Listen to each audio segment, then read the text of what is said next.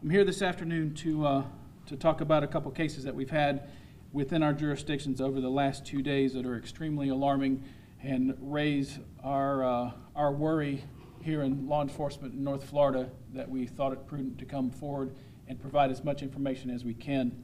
As I start going through some of the details of these cases, please keep in mind that when I start into details, I'm going to be purposely vague when it comes to giving out details. One of the cases for sure involves a sexual battery, and I have no intentions of doing anything that would identify the victim in that case. She's been through enough, as you'll hear. I don't want to put her through anymore. Both the victims in these cases are aware that we're going to talk about them this afternoon. And for the public's interest and public safety, we're here. So on Sunday afternoon, July 24th, this past Sunday, at around 11:30 a.m. out at Jax Beach in the south area of Jax Beach, our subject, who's photographed here, is Brian Eugene Fogarty, and we put some information out on him earlier today and over the past couple days. Enters a small business in South Jax Beach. At knife point, he sexually assaults the victim in our first case. In this case, if that's not scary enough, on a Sunday afternoon, it continues to get worse. He forces the victim into her own vehicle and transports her to her residence, where he forces her to make contact with her husband, and he abducts her husband and her 2 infant children from their house in Duval County, takes them and goes to ATMs and attempts to withdraw money from them. He drove to the Springfield area downtown here in Jacksonville, where he fled from that car on foot and went into places unknown. That was enough for this area to have. And if that wasn't enough, then last night or yesterday afternoon around 2:30 p.m., our same subject on the west side of Jacksonville, he forces his way into a residence there. And there's occupied by a single female. Once he's inside there, he robs her of jewelry and cash, and along the same method that he had used before, he forces her into her vehicle, and they drive to an ATM to withdraw money. And then from there, it's close to the Clay County lines, he drives her into Clay County, where he left her in a wooded area and takes her car. That was in the area of County Road 217 in Clay County.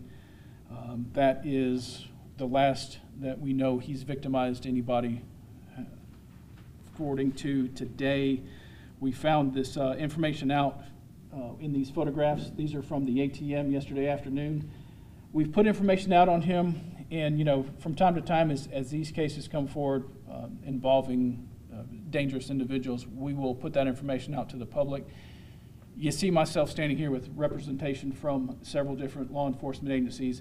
This is serious enough and scary enough that we're coming forward in a manner such as this. I need people to be scared. I need people to be aware of this guy. He is desperate. His acts are desperate. If you notice, it's kind of hard to see in here, but he's got an infection of some sort on his face. His nose is extremely bulbous, and it doesn't show as well in that picture as it is. And it's moving up into his eyes. He's got his left eye that's almost swollen shut, and his right eye is working his way towards there. So whatever he's got growing on his face, it's not good, and it's getting worse. His behavior is getting worse. His actions are becoming more and more desperate as it goes. We are pulling out all the stops when it comes to finding this guy. The U.S. Marshal Service has been working with us since early on in this case to try to locate him. And again, we're pulling out every stop that we can, every trick in the book that we can figure out to do. Crime Stoppers can help. You can remain anonymous with information about him. This afternoon around 3 o'clock, 3:30, over on the west side of Jacksonville near Commonwealth and Edgewood, in that general area, he tried to get a cab, didn't have money for a cab, and the cab driver refused to take him. So in that last couple hours, he's been in that area. I worry because of as desperate as he is. He shows up to the beach. It actually was on his birthday.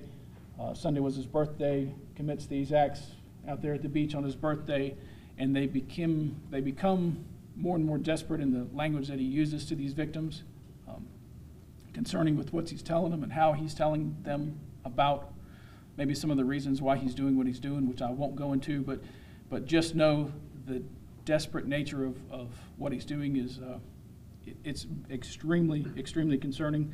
It looks like, from what one of the victims said, the the growth on his nose or whatever he's got going there on his nose. He's had somebody try to maybe lance it or try to relieve some of the pressure there. So it's not impossible that somebody who works in the healthcare profession may have seen this guy to try to find some medication for himself. He's a bad dude. He's got a bad history of violence, and it's showing today. We've got active warrants in the system for the first case in Jacks Beach. We're working towards the warrants in the second case from Duval and Clay County from yesterday. He has ties in Clay County, in the Middleburg area, in that Clay Hill area where the car was recovered.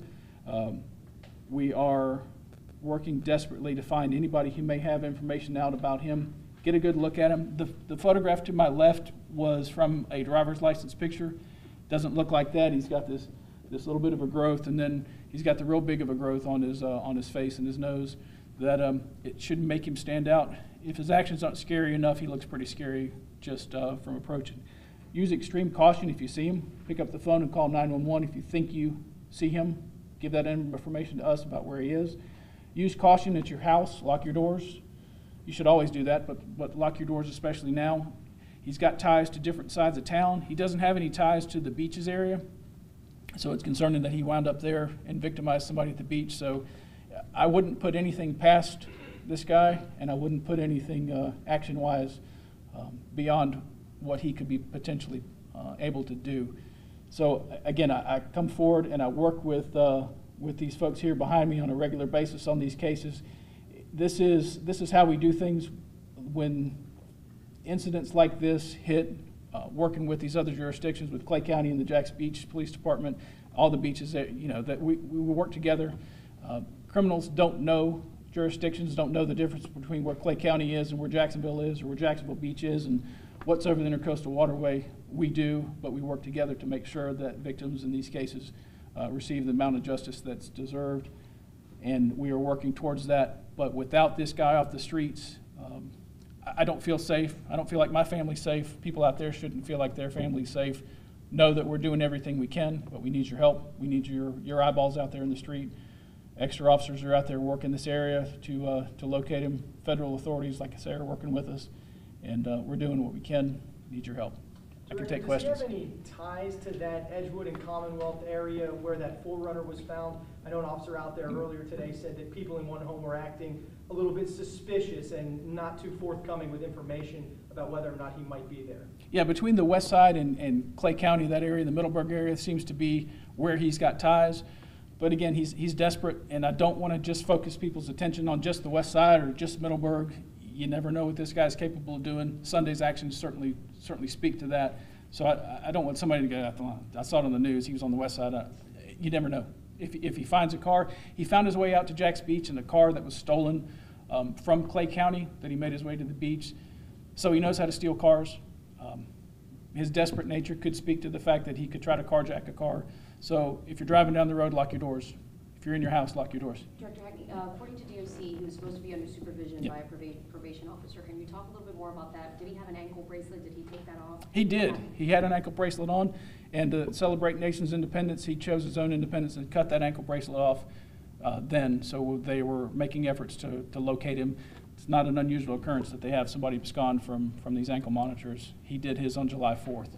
On July 4th is when he cut it? And when he cut it off, and has been basically in the wind since then. What efforts were underway to I guess, apprehend him at that point when he cut it off? At that point in time, I think the Department of Corrections was going through their normal violation of his probation and working to get warrants to try to relocate him.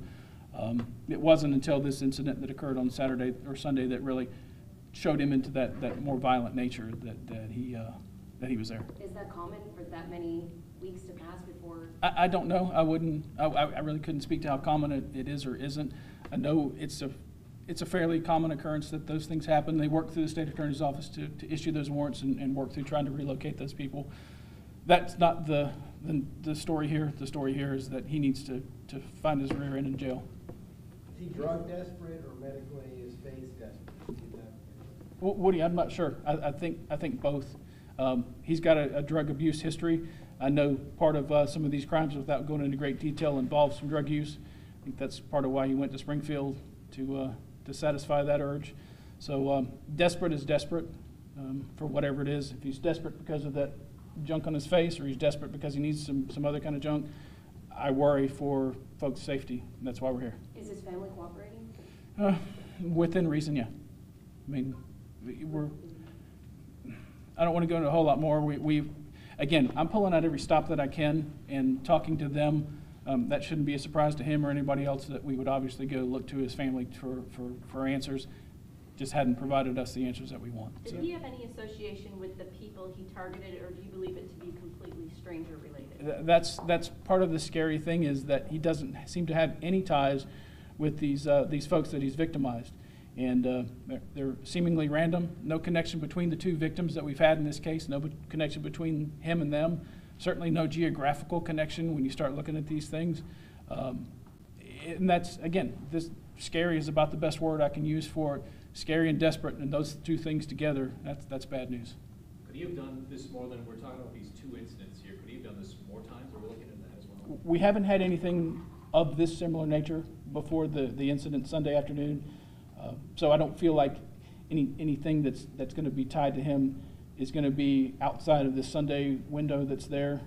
But, you know, one's too many, two's pretty darn bad, and I don't want there to be a third. Was there extra officers on the street, and what was he last wearing? He was last wearing, it's a good question, Woody, thanks.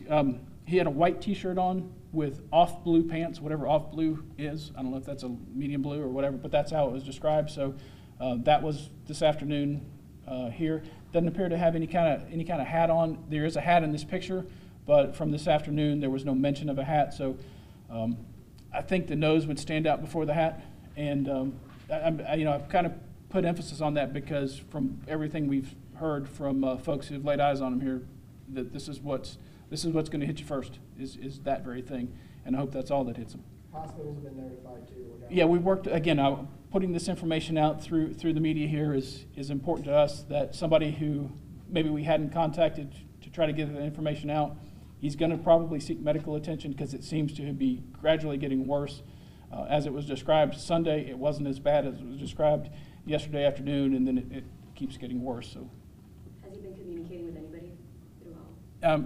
He's had some communications throughout the last day or so, but again, that's part of what we're doing, and I don't know if I could hurt what I'm trying to do with locating him by talking more about that. So, Do we think he might have fled town, or do we think he might be in a certain area other well, than Jacksonville? I mean, as of around 3 o'clock, an hour and 45 minutes ago, he's on Jacksonville's west side, looking to get out, looking for a cab ride out. I said it before, I don't know where he's going, and I don't want him to come to somebody who's within earshot or eyeshot of me saying this. Where did you tell the cab driver he wanted to go? Did he tell you guys? No, it was not non-specific, just looking for a ride, didn't have the money, cab driver took off. So, Any indication anybody's helping him, and if so, what would they be facing? well, a heap load of trouble. I mean, if you're assisting this guy in what he's doing and not getting caught, we're looking for you next. So don't do that. Pick up that phone. And there's money in it for you. It's $3,000 from Crime Stoppers with these kind of things. Pick up that money. You can remain anonymous. 1-866-845-TIPS, 8477. Pick up that phone. Let us know. If you're not worried about that and you're just worried about doing the right thing for the right reason, pick up the phone and tell us where he is. He could be the next one that helps. Any other questions? All right. All right, thank you all very much for your attention.